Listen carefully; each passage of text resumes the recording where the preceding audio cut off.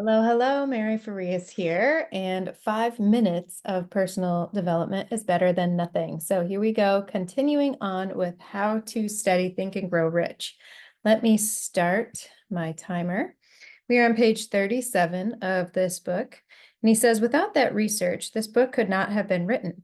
Here, take notice of a very significant truth. The business depression started in 1929 and continued on to an all-time record of destruction until sometime after President Roosevelt entered office. Then the depression began to fade into nothingness.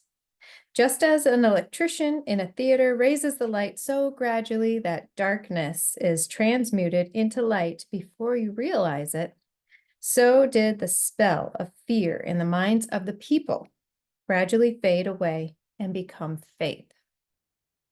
Observe very closely. As soon as you master the principles of this philosophy and begin to follow the instructions for applying these principles, your financial status will begin to improve. And everything you touch will begin to transmute itself into an asset for your benefit. Impossible? Not at all. One of the main weaknesses of mankind is the average man's familiarity with the word impossible.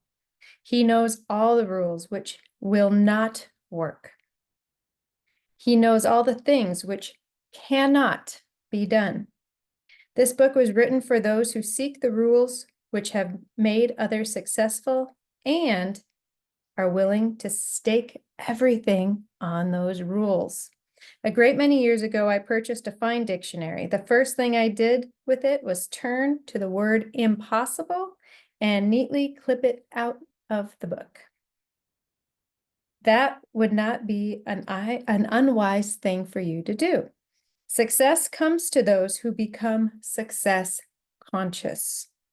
Failure comes to those who indifferently allow themselves to become failure conscious. The object of this book is to help all who seek it to learn the art of changing their minds from failure consciousness to success consciousness.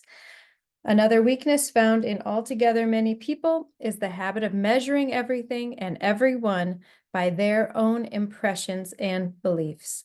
Some who will read this will believe that no one can think and grow rich.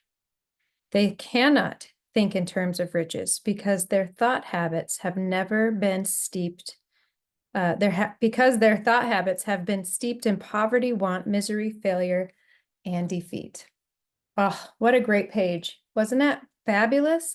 He's talking about the fact that just because we can't see it doesn't mean that it's not possible, right? He says these principles, no, we cannot necessarily see them, but when we begin to act in faith on them, things start happening. People start showing up. Opportunities begin to present themselves, but we have to act in faith. We cannot be shrouded by what Bob Proctor calls our paradigms, which cloud the vision of what we see happening around us.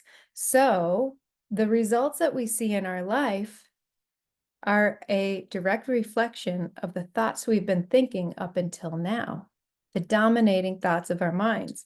So when we can begin to open our minds to new possibilities, like Napoleon Hill is saying, and become success conscious, just because maybe we haven't reached that amount of success yet, does not mean that it is impossible. If we can fathom it, it is possible. So we have to become success conscious. One of the things that Bruce Lee did with his students was he talked about the fact that he had a cup of Coca-Cola and he had a cup of water. And he says, what you know is in this cup of Coca-Cola. What I know is in this cup of water. In order for you to be a student of mine, you must make room for the water. You have to get rid of the Coke so I can fill your cup up with my knowledge. And so we have to open up our minds to new possibilities. We have to be open and conscious that there is more out there for us. And so Start becoming success conscious. Look for the ways you can do something rather than all the reasons why we can't. We have tons of those. That's easy to do. Look for the reasons why you can. Have a great